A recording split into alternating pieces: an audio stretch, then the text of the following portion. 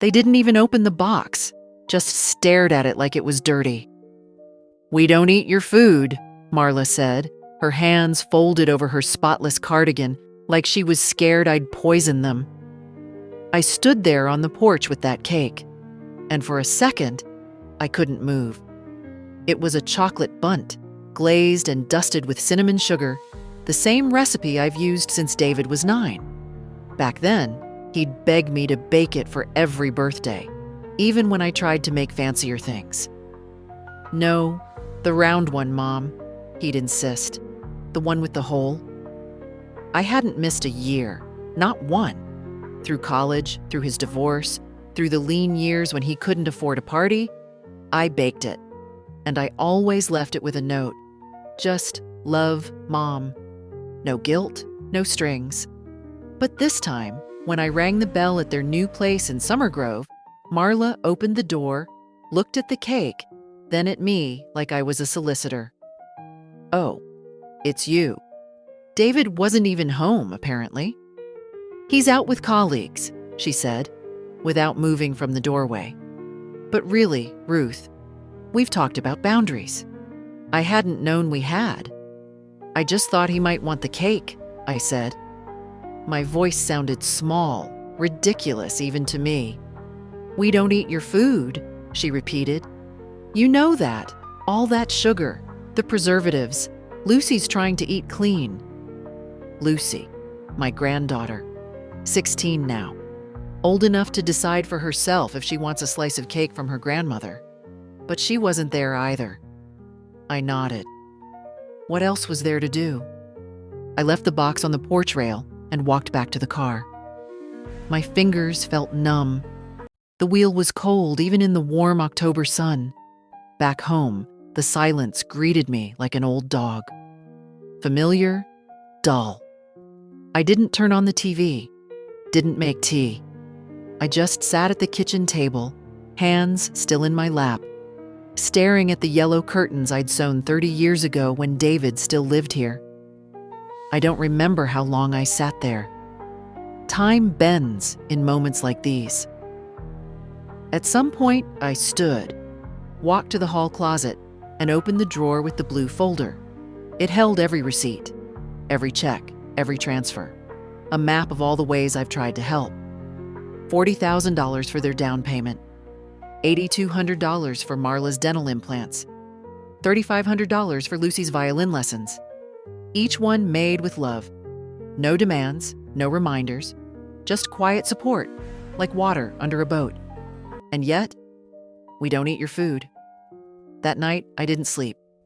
I lay in bed with the lights off, listening to the fridge hum. I kept thinking, what exactly am I to them now? A relic? A wallet? A chore?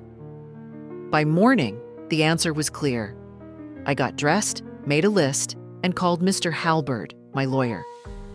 "I want to come in this week," I said. "It's time to revise the will." There was a pause on the line. "Yes, of course, Ruth," he said gently. "Everything all right?" "No," I said, "but it will be." I hadn't opened that drawer in years. The blue folder sat beneath old warranties and expired insurance policies, quietly waiting. I pulled it out and set it on the kitchen table. The laminate was slightly curled at the corners, like it had aged too. Inside, rows of receipts, notes, copies of checks, all carefully paper-clipped, labeled by year. I started with the most recent. Last year's spring tuition for Lucy's private school, $6,300. A school Marla said would polish her social edges. "She's a brilliant girl," Marla had said over chamomile tea, "but she's still got a bit of that small-town stiffness." Meaning me, I suppose. Then came the loan I gave David when he was laid off, $15,000. I never called it a loan to his face, just handed him the check and said, "You'll get back on your feet." He did. Got a better job, bought a new car, never brought it up again. Then the kitchen renovation, their housewarming gift.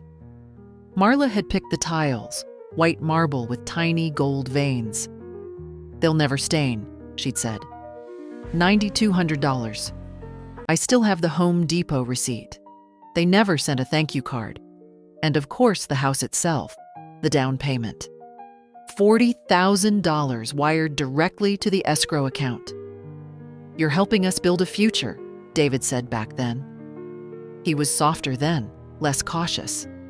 His voice had warmth. I remember that day. The realtor had brought out a bottle of sparkling cider, Marla toasted. "To new beginnings," she said. I stood there in my coat, holding a plastic flute, hoping I'd be included in this new life they were building. The inclusion didn't last. I turned to older papers, things I hadn't touched in more than a decade. Bills from when David and his first wife split. Attorney's fees, $2,700. The first therapy sessions for Lucy, $600. And then, tucked in the back, a birthday card from David. He must have been 14. The ink was smudged, the corners bent. "Mom, thank you for making me the cake even when I didn't deserve it. I love you. D." I ran my finger over the words, the loops of his handwriting. So much innocence in it still. I sat back. The kitchen felt colder now. The furnace kicked on with a thud.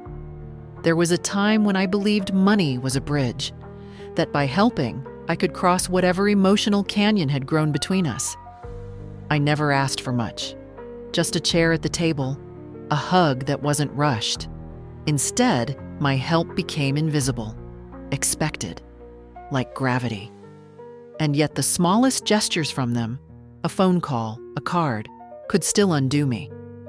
But last night changed something. It wasn't the insult, not even the dismissal. It was the clarity, the sharp, cold light of recognition. They didn't want me, not my cake, not my care, not even my presence. I stood, returned the folder to the drawer, but this time I placed it on top. This wouldn't be hidden anymore. Then I walked to the living room, picked up the phone, and dialed the number for Whitestone Bank. "Hello, Mrs. Aldridge," the voice chirped. "What can we help you with today?" "I'd like to review my automatic payments," I said, "and cancel some of them." "Certainly. Do you have the list?" "I have something better," I said. "I have reasons." The bank manager's name was Calvin, young, brisk, always a little too cheerful, like someone who thought every problem could be solved with a friendly tone and a fresh password. "Let's see here," he said, typing rapidly. "You've got 8 recurring transfers. Shall I list them?" I nodded, though he couldn't see me. "Okay. Monthly mortgage contribution to Mr. David Aldridge, $2,500. Private school tuition to East Haven Academy, quarterly. Marla Aldridge's auto lease, $480 per month. Health insurance supplement. Oh, and utilities. Seems you're covering gas and electric too." He paused, clearing his throat. "And there's a recurring grocery reimbursement, $350 monthly to David's household." "That one started during the pandemic," I said. "They said they were having trouble finding work." "Yes, ma'am," he said quietly. "Would you like to stop all of these?" "Yes." Another pause. The tapping slowed. "All of them, Mrs. Aldridge?" "Yes, Calvin," I said. "Everyone." "Understood. I'll suspend all transactions effective immediately, but I'll need your signature on a confirmation. We can send it electronically." "I'll come in." He didn't argue, just gave me a time. After I hung up, the kitchen seemed quieter, or maybe just cleaner, emptier, like something had been cleared out of the air, some residue I'd been breathing for too long. I poured myself a glass of water, carried it to the front room, and sat in the old recliner. The light was dimming outside, dusk stretching its long blue fingers over the yard. They'd call, of course, once the payments bounced or the emails from the school started arriving. Marla would check the balance on her car account and see 0. And then the phone would ring. But today, it didn't. Instead, I sat and listened to the tick of the grandfather clock, and the occasional bark from a neighbor's dog. No one called, no one checked in, no one asked if I was all right. I was expected to give, but never expected to feel.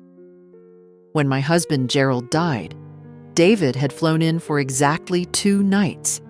He gave a speech at the service, short, rehearsed, and left before I'd finished washing the funeral dishes. He said he had meetings, a deadline, a conference. The next time he called was 3 weeks later. "Mom, I hate to ask, but..." I didn't hate it. Not then. I was relieved. It meant he still needed me, but the need had curdled into something else, a kind of entitlement. They took, but they no longer saw. I wasn't a mother anymore. I was an account. That night, I stood in the hallway, staring at the framed photo of Lucy in 2nd grade. Front tooth missing. Her hair in uneven braids I'd done for her that morning. She'd slept over the night before. Marla had a work trip, and David said he was too busy. We had pancakes for dinner and built a pillow fort. She called it Grandma's Castle. I remember her whispering, "You're my favorite person." I hadn't thought of that in years. She doesn't sleep over anymore. I looked at that photo and made a promise. No more giving where there's no welcome. If they want my help, they can ask. If they want my love, they can show it. And if they want my money, well, they'll have to get used to the taste of absence. Mr. Halberd's office smelled like lemon polish and old leather, the same smell it had 20 years ago when Gerald and I drafted our first will. Back then, everything was simple. House to David. Savings divided equally. We never imagined needing contingencies. He stood when I entered, tall and lean in his brown suit. "Ruth," he said, extending his hand. "It's been a long time." "Not long enough," I replied, managing a tired smile. We sat. His assistant brought tea I didn't touch. "I understand you'd like to revise your estate documents?" "Yes." "And is this a revision or a full rewrite?" "A full rewrite," I said. "From the ground up." He nodded slowly, then opened a legal pad. "Let's start with the basics. House, accounts, investments. All under my name, paid off, no liens.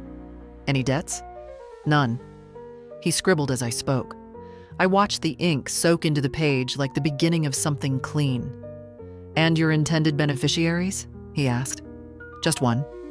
"David?" "No." His pen stopped. He looked up, careful now. "Then who?" "Lucy," I said.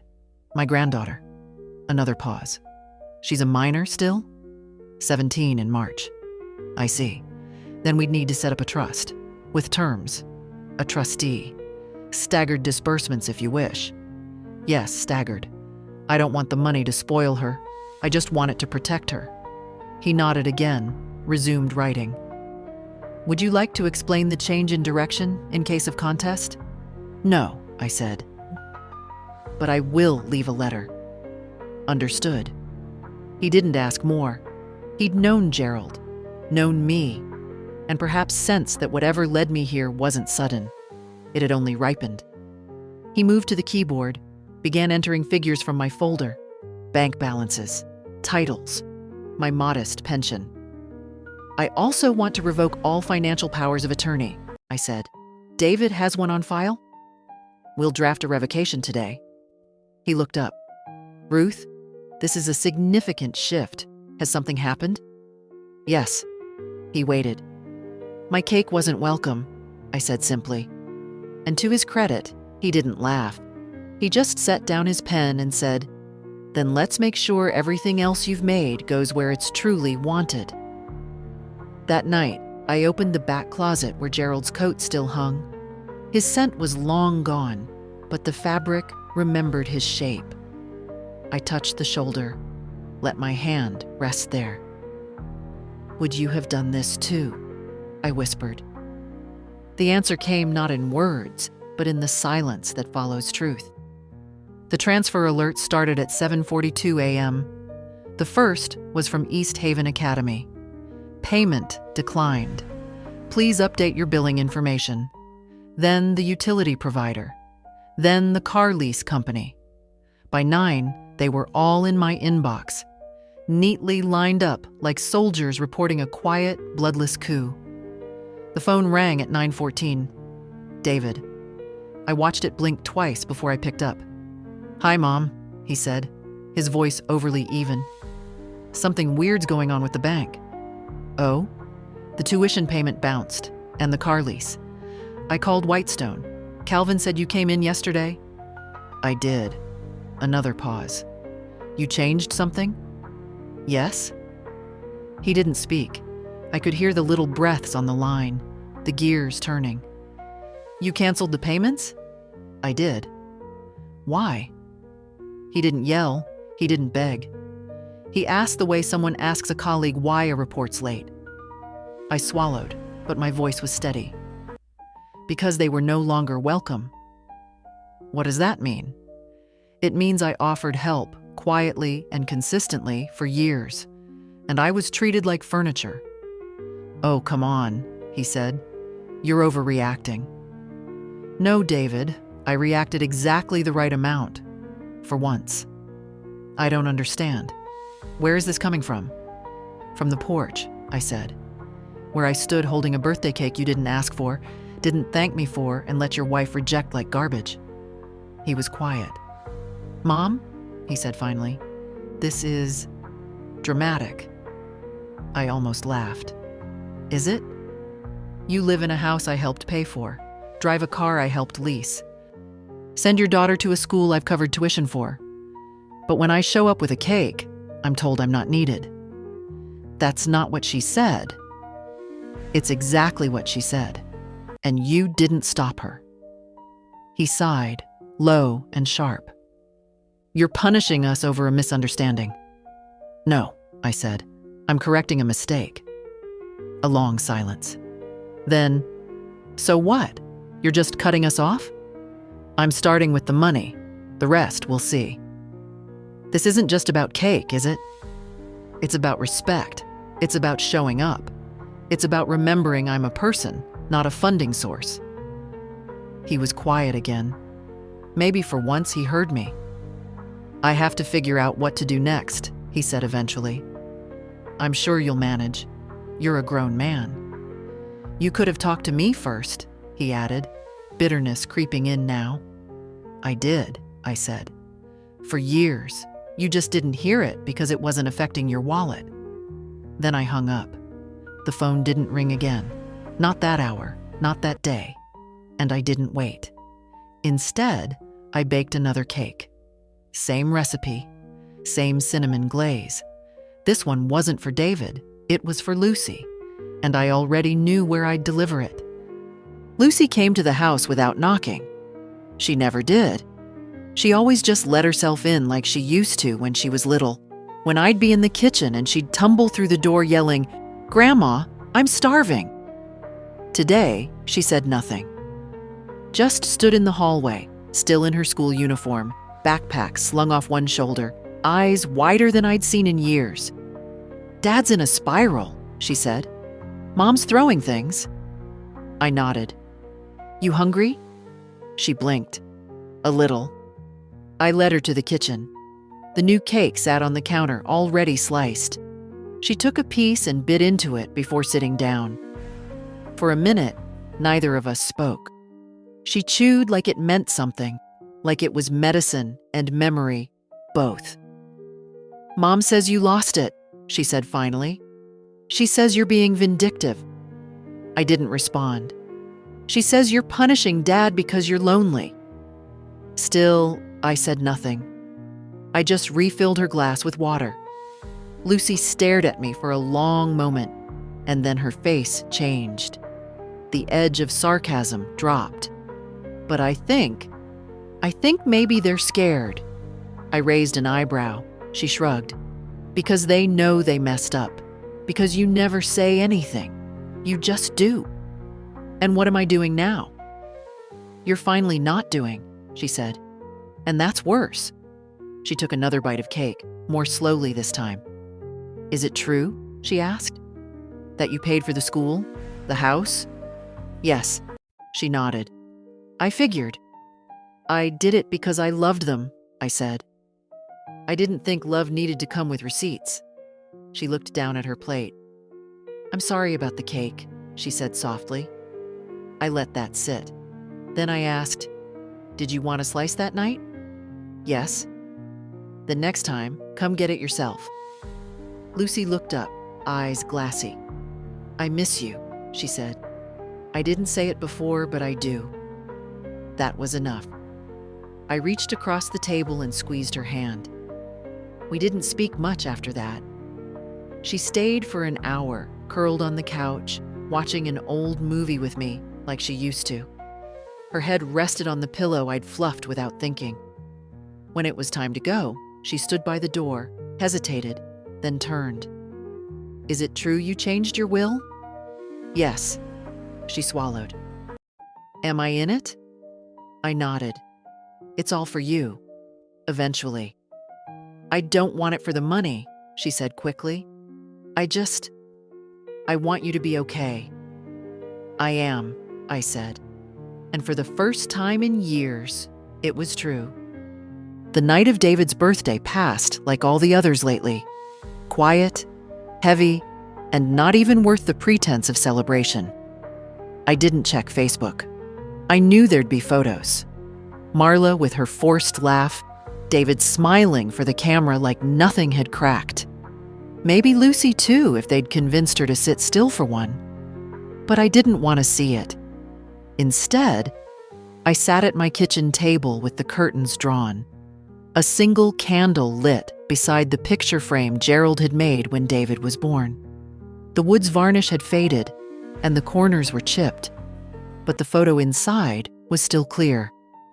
A young woman holding a baby boy with startled eyes. He was mine then. I don't know when that changed, when the softness turned, when everything I gave started looking like obligation instead of love. He was 4 the first time he helped me crack eggs into the cake batter. Got more shell than yolk. It's okay, I'd said. We'll pick them out. He laughed so hard he fell off the stool. Back then, he used to press his ear to my chest when he was scared. You feel like home, he'd say. The way kids say things without knowing they're writing poems. That boy's gone. And in his place stands a man who lets his wife speak cruelty in the doorway, while he hides behind she's just particular and try to understand. I used to defend him, to everyone. Oh, he's just busy. He means well. He's tired. I let years go by with those words like a balm, but now I see it clearly. He's not tired. He's not busy. He's uninterested, inconvenienced by my presence, eager to keep his hands on my money, but allergic to my love. I made that cake every single year, even after the divorce. Even when I had pneumonia and could barely stand, I still pulled it from the oven and iced it with trembling fingers. And this year, for the first time, it sat untouched. I'd left it on their porch like a stray thing, like an offering at the feet of people who no longer knew how to receive. And they hadn't even brought it in. The next morning, I drove past the house, slowly, almost ashamed of myself. The cake was gone. I don't know if they ate it, tossed it, or left it out for the raccoons. Doesn't matter. What matters is what I won't do next year. What matters is what I've already stopped doing. I didn't cry that night. I thought I would, but no tears came. Just a dull, quiet ache, like a bruise you keep forgetting until you move the wrong way. I sat there in the dark and thought about all the birthdays I'd hosted. David's pirate party when he turned 6, the cardboard swords, the cupcakes with skull rings. He'd run up to me with frosting on his cheek and yell, "Best birthday ever." Where did that boy go? Where did I go? And then I thought, maybe the saddest thing isn't the rejection. Maybe it's the forgetting. that at some point, they stopped remembering who I'd been, what I'd done, what I'd carried. Maybe they don't know me at all anymore, but I do.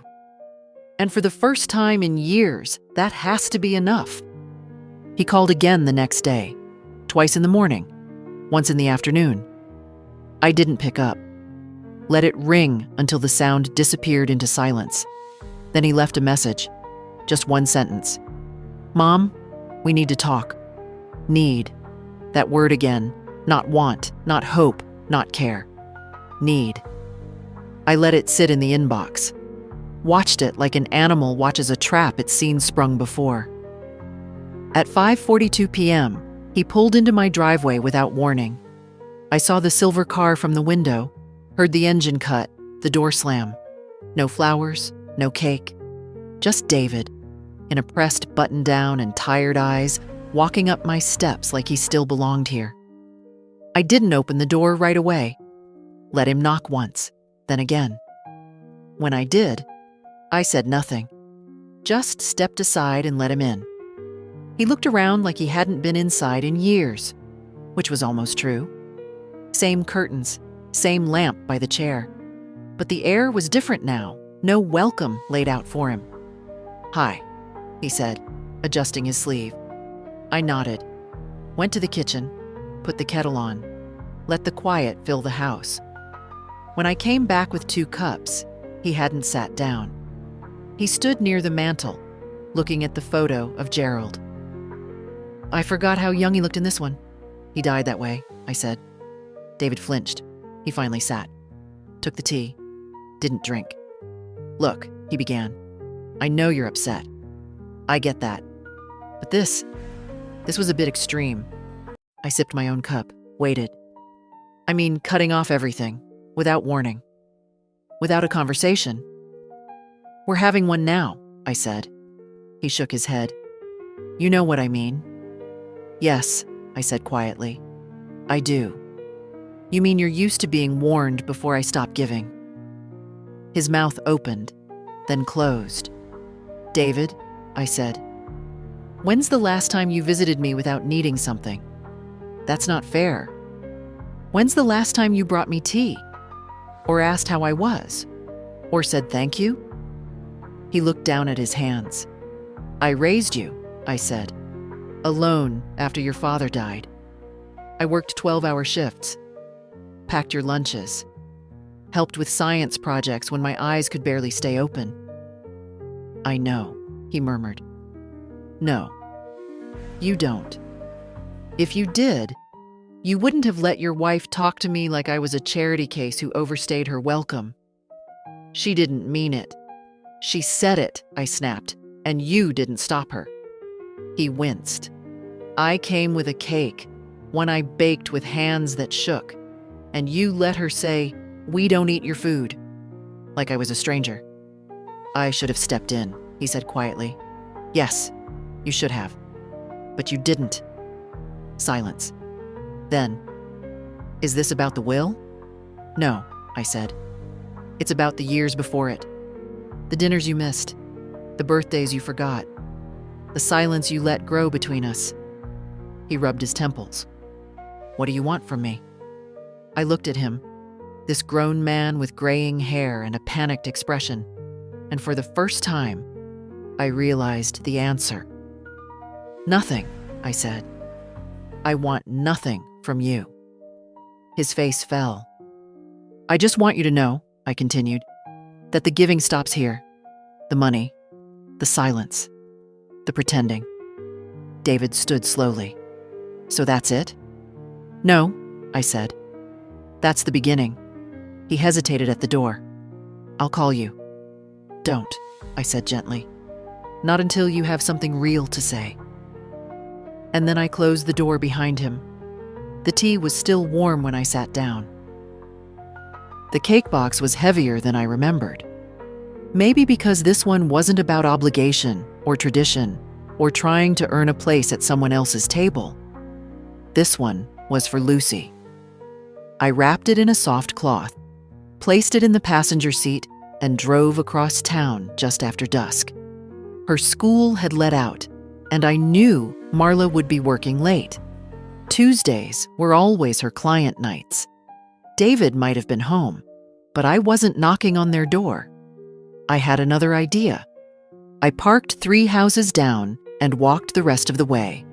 Leaves rustled underfoot, and the breeze carried that sweet, dry scent of late autumn. I stood in the shadows of their porch for a moment, the way I had just a week earlier. Only this time I wasn't there to be seen. I placed the cake on the step, not in the center like last time. Off to the side, tucked just beneath the bench where Lucy always left her muddy shoes. On top, I set a card. No envelope. Just her name written in soft pencil, the way I used to label her lunchboxes when she was little. Then I turned and walked back to the car. No note for Marla. No confrontation. No return address. Just a quiet gift for the only person in that house who had made me feel like I still mattered. I didn't hear anything for 2 days. Then, on Thursday, a text came through. From Lucy. I found the cake. I knew it was you. I ate 2 slices before they got home. Thank you. That was it. No emojis, no fluff. Just, thank you. I stared at the screen for a long time. Reread the words. It had been years since anyone in that house had thanked me without it being part of a transaction, without it being followed by a request. I typed back, "Did you save any for tomorrow? I might stop by." Her reply came almost instantly. "If you come, I'll make tea." So I did. I went the next day, just before sunset. She met me at the side gate, pulled me through the back garden and into the sunroom where no one else ever went. We sat cross-legged on a throw rug, a chipped mug in each of our hands, the leftover cake between us on a napkin. "I didn't tell them," she said.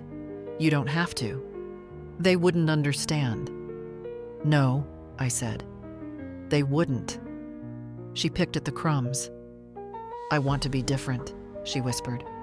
"From them." I didn't speak, just reached over and pushed a curl behind her ear, the way I did when she was 5. "I want to remember this," she said. "You will." And I think she will. Because not all things need to be big to be remembered. Sometimes the smallest acts, shared cake in a quiet room, a mug of lukewarm tea, become anchors in the stories we carry. We didn't talk about the will. We didn't talk about what had changed. We just sat there. 2 people who still saw each other. 2 people who still knew the language of care. The door to the attic hadn't been opened in 6 years. The key was still in the drawer under the microwave, wedged between a rubber band ball and an expired coupon for lawn fertilizer. I almost laughed when I found it. The stairs creaked in protest as I climbed. Up there, the air smelled of dust and pine insulation. The kind Gerald used to insist was the only kind worth the price. I pulled the chain on the single bulb. Light blinked twice before settling. Boxes lined the walls, some labeled in my own careful script. David's toys, old curtains, Gerald's tools. Like small grave markers of things no longer needed. I moved slowly, sliding boxes aside until I found what I came for. The toolbox. Red. Scratched. Heavy. I hauled it down the steps one at a time, careful not to catch my heel. In the kitchen, I spread its contents across the table. A screwdriver with a cracked handle, a roll of duct tape, 3 rusting nails, a faded measuring tape. That afternoon, I fixed the loose cabinet door myself. The next morning, I called a handyman to reseal the windows. Then, someone to check the roof. A plumber for the leaky faucet. A painter to touch up the chipped trim in the hallway. I didn't tell anyone, didn't ask for help, didn't wait to be noticed. I just did it. For myself. The changes were small, but each time I walked through a room, something felt steadier, like the house was remembering it was mine. I rearranged the living room, moved Gerald's old recliner by the window so I could read in the afternoon sun, donated 3 boxes of David's trophies and broken toys to a local shelter. One night, I stood in the center of the kitchen and just breathed. The silence wasn't empty anymore. It was mine. And I began to think. Maybe I hadn't been lonely all these years. Maybe I'd just been muted, flattened by the weight of giving too much and asking too little. Maybe I wasn't rebuilding a house. Maybe I was reclaiming a life. I started baking more. Not just cakes, muffins, biscuits, the kind of breads that made the whole house smell like a memory. I gave a pie to Mrs. Pennington across the street. She brought back a jar of plum jam. I left a basket of rolls on the front porch for the mailman. He left a note. Best delivery I've had in years. Thank you. I planted winter herbs in the kitchen window. Bought myself a new teacup with a pattern I liked, not the one Marla once said was classier. I stopped apologizing when I didn't answer the phone. And I stopped explaining why. No one asked anyway. But Lucy came every Saturday now. Sometimes with a book, sometimes just to sit. We talked about school, about the boy she liked, about what she might want to study. She asked if I ever regretted anything. I told her the truth. I regret how long it took me to realize I could stop waiting for someone else's permission to feel good in my own home.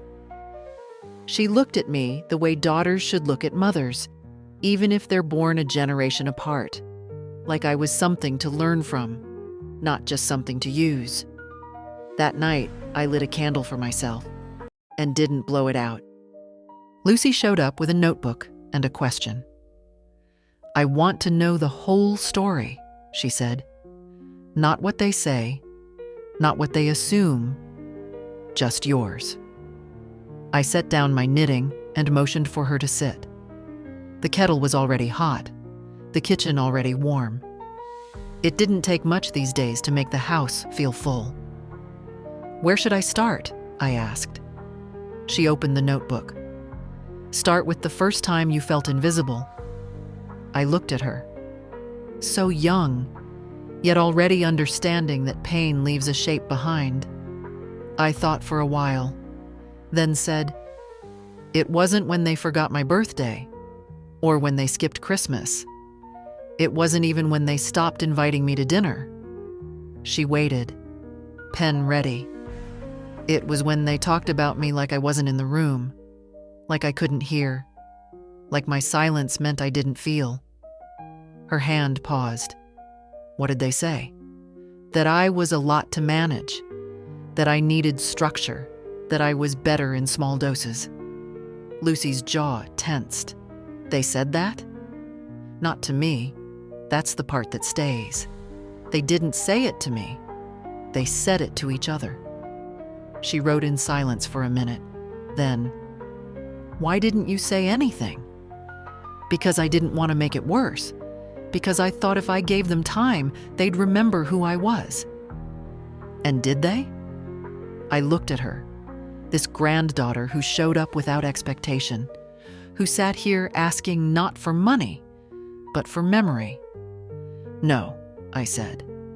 They didn't. She leaned forward, elbows on the table. Then I will. I smiled, tired but grateful. That's enough. She tapped her pen. You really changed your will? Yes, she nodded. I think that's brave.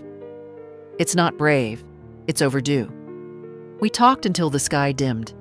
I told her things I hadn't told anyone. About how Gerald and I used to hide grocery money in coffee cans. About the time I took on a second job just to keep David in piano lessons he quit 2 months later. About how Marla once told me my clothes made Lucy look poor by association. I never knew that, Lucy whispered. I didn't want you to. She looked up.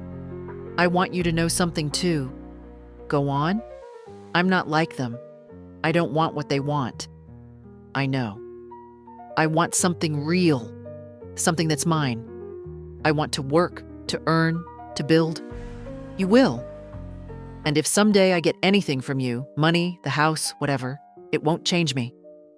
I studied her face, saw bits of David in her jaw, her eyes.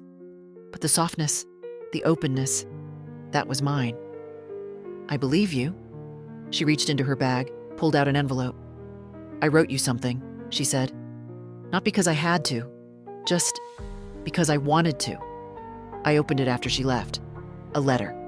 Simple. Honest. Grandma, you are the reason I know what kindness looks like. You are the reason I trust my instincts when something feels wrong.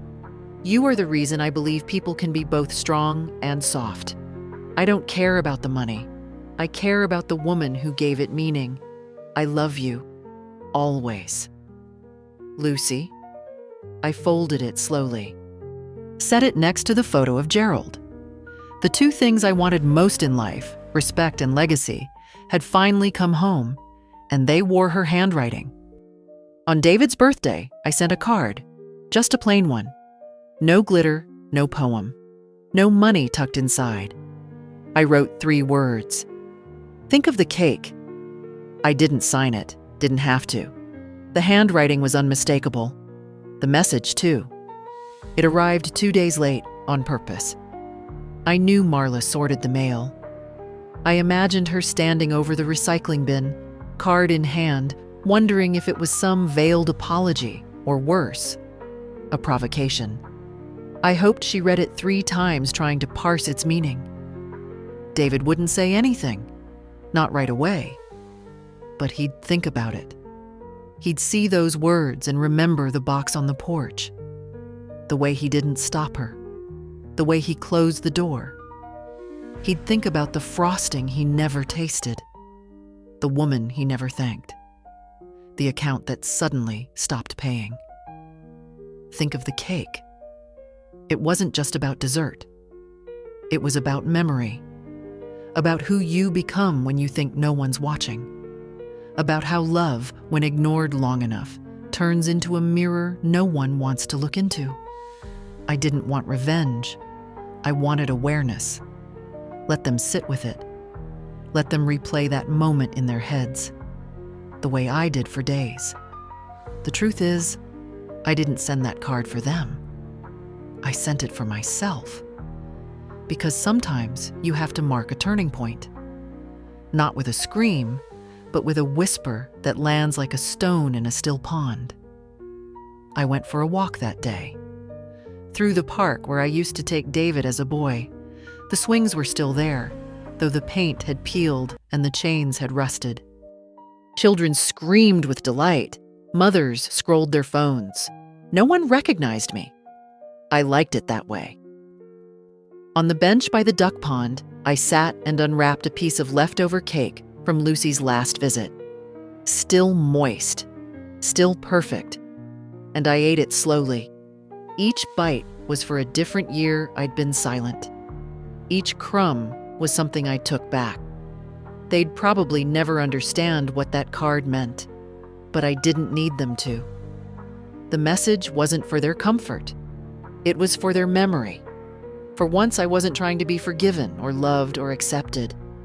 I was simply trying to be seen, even if only in retrospect. Marla called first, not David. Never David.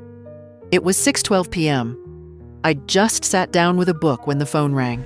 Her name lit up on the screen like a warning. I answered. "Ruth," she began, voice clipped. "I think we need to talk." "About?" "This game you're playing." I said nothing. She huffed. "The card, the payments, the trust fund. Lucy told us everything." "She told you the truth," I said. There was a pause. "You really left everything to her?" "Yes." "You realize how irresponsible that is?" "No," I said.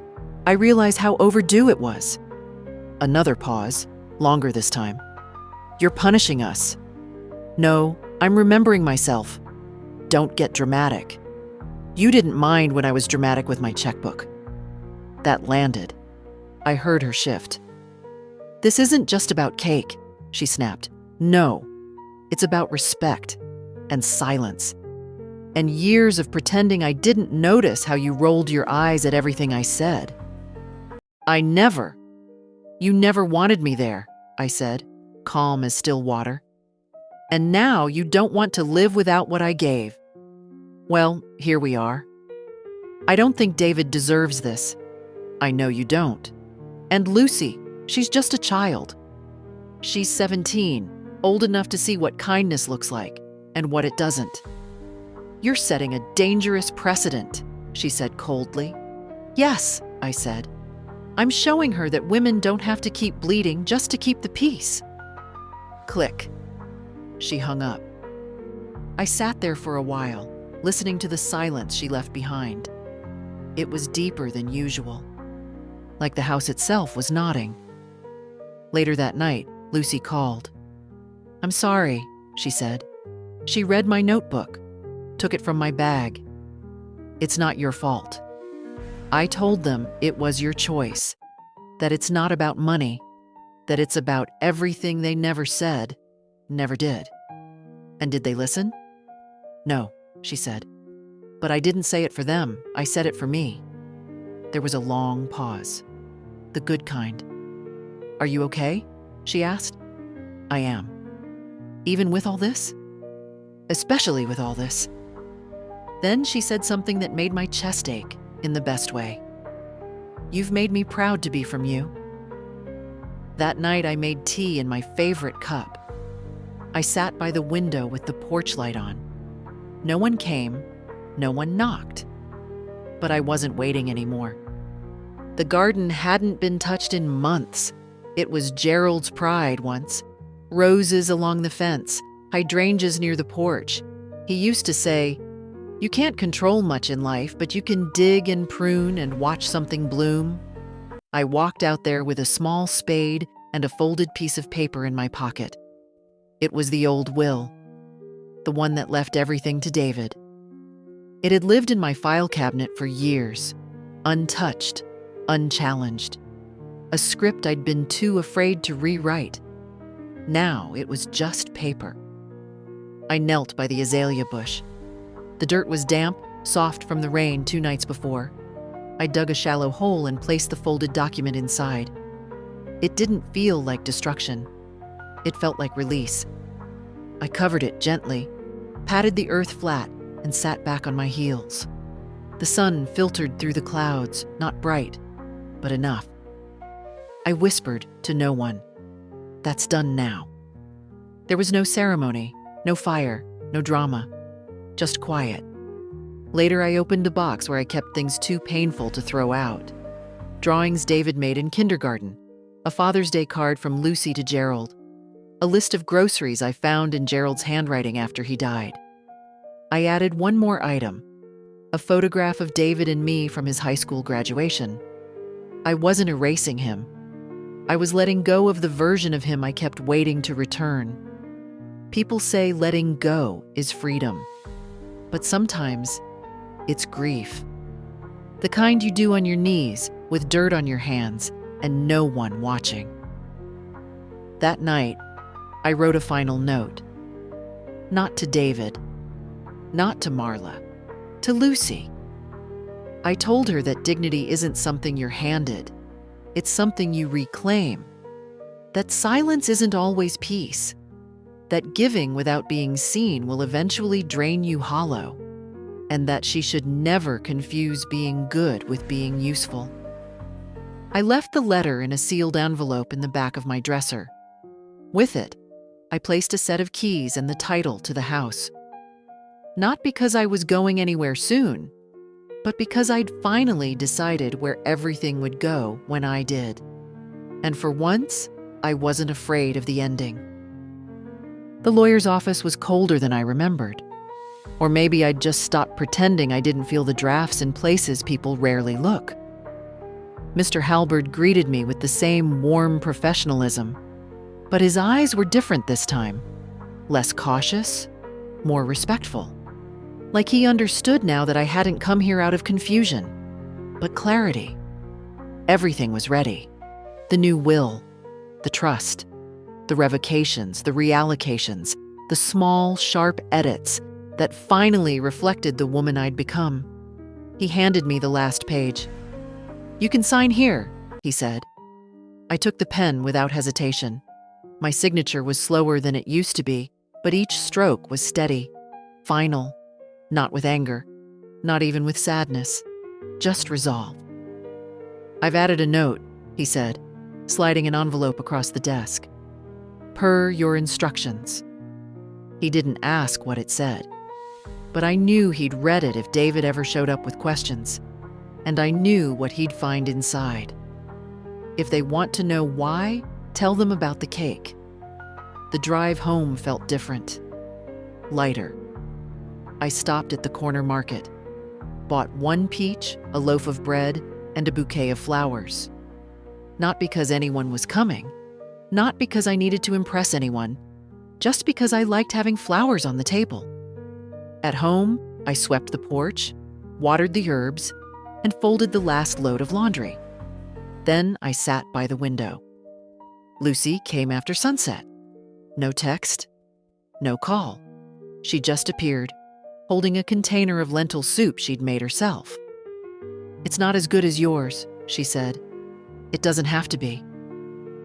We ate in silence, and it was the best kind. The kind where everything's already been said, but nothing feels unfinished. Before she left, she turned to me at the door. "They still don't get it," she said.